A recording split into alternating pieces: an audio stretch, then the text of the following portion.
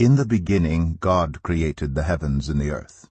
Now the earth was formless and empty. Darkness was over the surface of the deep, and the Spirit of God was hovering over the waters. And God said, "Let there be light." And there was light. God saw that the light was good, and he separated the light from the darkness. God called the light day, and the darkness he called night. Then God said, "Let the land produce vegetation, seed-bearing plants and trees on the land that bear fruit with seed in it according to their various kinds." And it was so.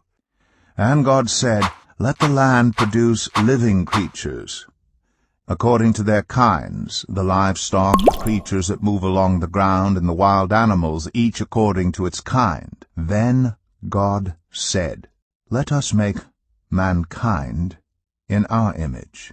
Then the Lord God formed a man from the dust of the ground, and breathed into his nostrils the breath of life, and the man became a living being. In the middle of the garden were the tree of life, and the tree of the knowledge of good and evil.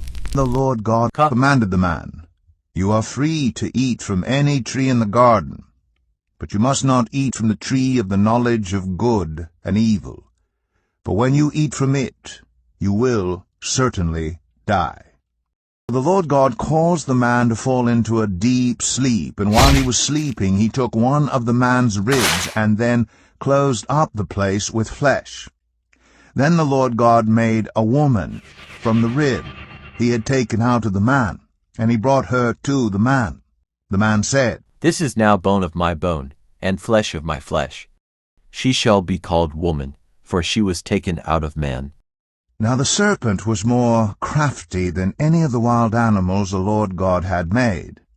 He said to the woman, "Did God really say you must not eat from any tree in the garden?"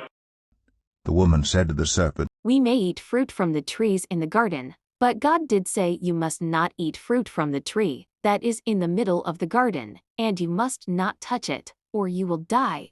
The serpent said to the woman, "You will not certainly die, for God knows that when you eat from it, your eyes will be opened, and you will be like God, knowing good and evil." When the woman saw that the fruit of the tree was good for food, and pleasing to the eye, and also desirable for gaining wisdom, she took some and ate it.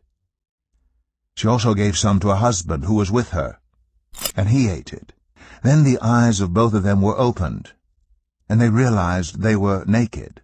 So they sewed fig leaves together and made coverings for themselves. Then the man and his wife heard the sound of the Lord God as he was walking in the garden in the cool of the day, and they hid from the Lord God among the trees of the garden. But the Lord God called to the man, "Where are you?"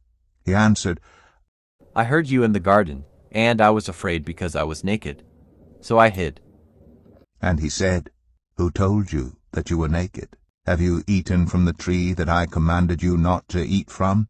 The man said, "The woman you put here with me, she gave me some fruit from the tree, and I ate it." Then the Lord God said to the woman, "What is this you have done?"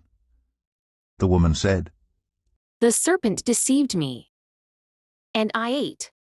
So the Lord God said to the serpent, "Because you have done this, cursed are you above all livestock and all wild animals. You will crawl on your belly, and you will eat dust all the days of your life." The Lord God banished Adam from the Garden of Eden to work the ground from which he had been taken.